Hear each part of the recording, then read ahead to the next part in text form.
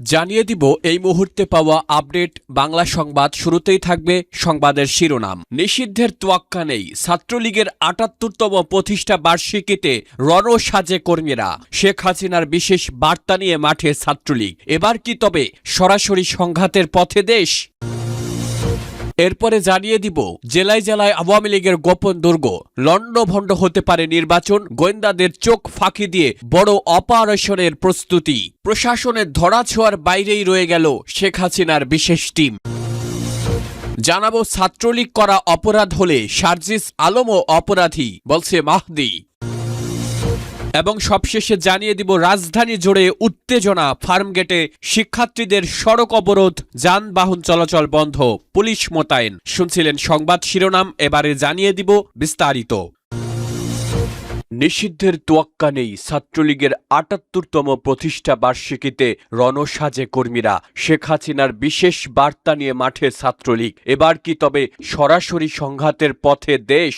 দর্শক, আজ ৪ঠা জানুয়ারি ১৯৪৮ সালে বঙ্গবন্ধুর নিজ হাতে গড়া সংগঠন বাংলাদেশ ছাত্রলীগ আজ পা রাখল ৭৮ বছরে। কিন্তু এবারের প্রতিষ্ঠা বার্ষিকী যে অন্য যে কোনো সময়ের চেয়ে আলাদা। যে ছাত্রলীগকে অন্তর্বর্তী সরকার নিষিদ্ধ ঘোষণা করেছিল, সেই ছাত্রলীগই আজ রাজপথে নেমে প্রমাণ করে দিয়েছে রক্ত দিয়ে গড়া এই সংগঠনকে আইন দিয়ে দাবিয়ে রাখা অসম্ভব। রাজধানী ঢাকা থেকে শুরু করে জেলা উপজেলা পর্যায়ে আজ ছাত্রলীগের ঝটিকা মিছিল আর স্লোগানে মুখরিত হয়ে উঠেছে রাজপথ। সাধারণ মানুষের প্রশ্ন, যেখানে প্রশাসন কড়াকড়ি আরোপ করেছে, সেখানে ছাত্রলীগ কিভাবে এত বড় শক্তি নিয়ে মাঠে ফিরল?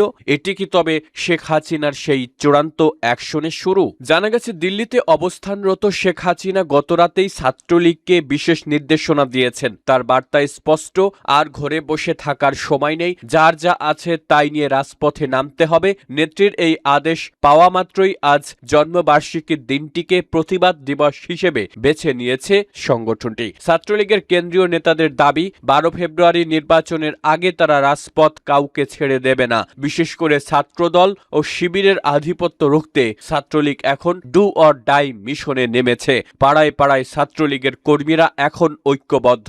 এই চূড়ান্ত অ্যাকশন কি তবে অন্তর্বর্তী সরকারের ভিত নাড়িয়ে দেওয়ার এক মরণপণ লড়াই? ছাত্রলীগের এই হঠাৎ প্রত্যাবর্তন কি গৃহযুদ্ধের ইঙ্গিত দিচ্ছে?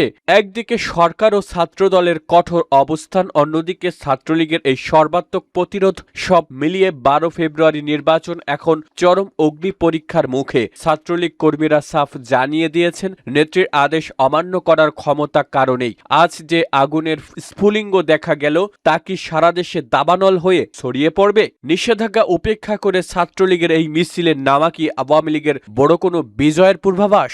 জেলায় জেলায় আওয়ামী লীগের গোপন দুর্গ, লণ্ডভণ্ড হতে পারে নির্বাচন, গোয়েন্দাদের চোখ ফাঁকি দিয়ে বড় অপারেশনের প্রস্তুতি। ১২ ফেব্রুয়ারি নির্বাচনের আগে বাংলাদেশের আনাচে কানাচে এ কিসের আলামত? ৫ অগাস্টের পর যারা ভেবেছিলেন আওয়ামী লীগ আত্মগোপনে গিয়ে নিশ্চিহ্ন হয়ে গেছে, তাদের জন্য অপেক্ষা করছে এক ভয়াবহ বিষয়। নির্ভরযোগ্য সূত্রে জানা গেছে, দেশের প্রতিটি জেলায় জেলায় আওয়ামী লীগ গড়ে তুলেছে অত্যন্ত শক্তিশালী এবং গোপন দুর্গ।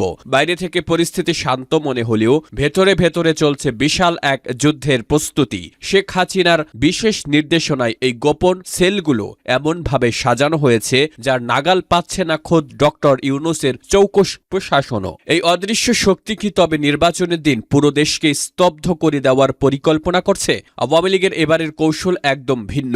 তারা এবার আর মিছিল মিটিংয়ে সময় নষ্ট করছে না। তাদের মূল মিশন ১২ ফেব্রুয়ারির একতরফা নির্বাচনকে সম্পূর্ণ অচল করে দেওয়া। গোপন এই দুর্গগুলো থেকে তদারকি করা হচ্ছে প্রতিটি ভোট কেন্দ্র।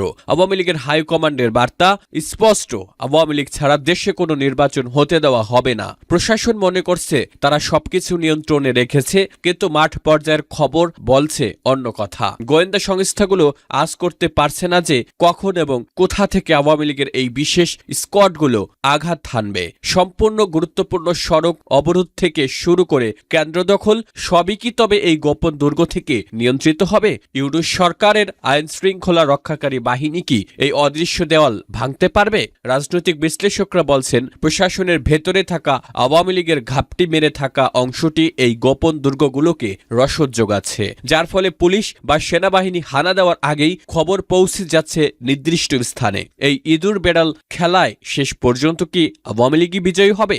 ছাত্রলীগ করা অপরাধ হলে সার্জিস আলমও অপরাধী বলছে মাহদি। ছাত্রলীগ করা যদি অপরাধ হিসেবে বিবেচিত হয় তাহলে জাতীয় নাগরিক পার্টির উত্তর অঞ্চলের মুখ্য সংগঠক সার্জিস আলমও সেই অপরাধের আওতায় পড়েন, এমন মন্তব্য করেছেন বৈষম্য বিরোধী ছাত্র আন্দোলনের হবিগঞ্জ জেলা কমিটির সদস্য সচিব মাহাদি হাসান। তিনি বলেন, অতীতে ছাত্রলীগের সঙ্গে যুক্ত ছিলেন এমন পরিচয়ের ভিত্তিতে কাউকে অপরাধী আখ্যা দেওয়ার প্রবণতা তিনি মানেন না। এক ভিডিও বার্তায় মাহাদি হাসান বলেন, পূর্বে ছাত্রলীগ করার কারণে যদি একটা মানুষ অপরাধী হয়ে থাকে তাহলে তো আমাদের যে সকল মূল সমন্বয়কারী ভাইয়েরা ছিলেন তাদের মাঝে সার্জিস আলম ভাই, উনিও একসময় ছাত্রলীগের সঙ্গে যুক্ত ছিলেন, তাহলে সার্জিস আলম ভাই নিজেও অপরাধী। তিনি আরো বলেন, শুধু একজন না, আমি অসংখ্য মানুষকে এরকম দেখাতে পারবো। বর্তমানে হবিগঞ্জ সহ সারা দেশে একটা ট্রেন্ড শুরু হয়ে গেছে, যারা নিরপরাধ মানুষ কিন্তু তারা একটা সময় ছাত্রলীগ বা আওয়ামী লীগের সঙ্গে যুক্ত ছিল, এই যে ট্যাগিং এর রাজনীতি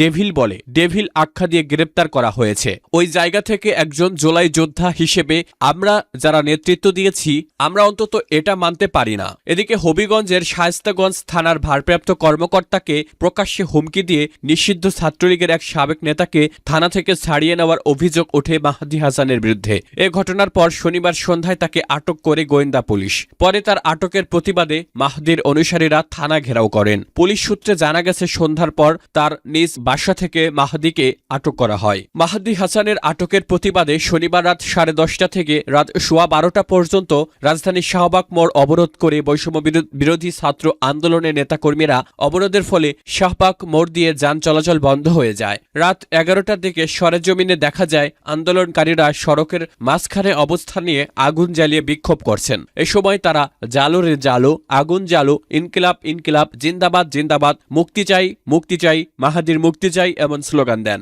রাত 12:15টার দিকে বৈষম্য বিরোধী ছাত্র আন্দোলনের সভাপতি রিফাত রশিদ বলেন, মাহাদি হাসানের নিঃশর্ত মুক্তি এবং হবিগঞ্জ সদর থানার ওসিকে প্রত্যাহার করতে হবে। পাশাপাশি জুলাই গণ অভ্যুত্থানে অংশগ্রহণকারী ছাত্র শ্রমিক জনতাকে 1 জুলাই থেকে 8 আগস্ট পর্যন্ত সব কার্যক্রম থেকে দায়মুক্তি দিয়ে 24 ঘণ্টার মধ্যে রাষ্ট্রপতির মাধ্যমে অধ্যাদেশ জারি করারও দাবি জানান তিনি। ফার্মগেটের শিক্ষার্থীদের সড়ক অবরোধ, যানবাহন চলাচল বন্ধ। তেজগাঁও কলেজ ছাত্রাবাসে ছাত্র দলের 2 গ্রুপের সংঘর্ষে উচ্চ মাধ্যমিকের শিক্ষার্থী সাকিবুল হাসান রানা হত্যার ঘটনায় জড়িতদের বিচারের দাবিতে রাজধানীর ফার্মগেট মোড়ে সড়ক অবরোধ করেছেন শিক্ষার্থীরা। সোমবার 4 জানুয়ারি সকাল 10টার দিকে তেজগাঁও কলেজের শিক্ষার্থীরা ফার্মগেট এলাকায় সড়ক অবরোধ শুরু করেন। এতে ফার্মগেট সহ আশপাশের সড়কে যান চলাচল সম্পূর্ণ বন্ধ হয়ে গেছে। ফলে গুরুত্বপূর্ণ এই এলাকায় তীব্র যানজট সৃষ্টি হয়েছে। ভোগান্তিতে পড়েছেন যাত্রীরা। সড়ক অবরোধের কারণে অফিসগামী যাত্রীদের সঙ্গে শিক্ষার্থীদের বাকবিতণ্ডা হয়। এ সময় যাত্রীরা সড়ক অবরোধ না করে তাদের দাবি যথাযথ কর্তৃপক্ষের কাছে উপস্থাপনের অনুরোধ জানান। পরিস্থিতি নিয়ন্ত্রণে ফার্মগেট এলাকায় বিপুল সংখ্যক আইন শৃঙ্খলা বাহিনীর সদস্য মোতায়েন করা হয়েছে। আইন শৃঙ্খলা বাহিনীর কর্মকর্তারা জানান, তারা শিক্ষার্থীদের সঙ্গে আলোচনা করে শান্তিপূর্ণভাবে অবরোধ প্রত্যাহারের চেষ্টা করছেন। গত 6 ডিসেম্বর রাতে তেজগাঁও কলেজ ছাত্রাবাসে ছাত্রদলের 2 গ্রুপের সংঘর্ষে আহত হন উচ্চ মাধ্যমিকের শিক্ষাবর্ষের বিজ্ঞান বিভাগের 2য় বর্ষের শিক্ষার্থী সাকিবুল হাসান রানা। ঘটনার 4 দিন পর বুধবার চিকিৎসাধীন অবস্থায় তার মৃত্যু হয়।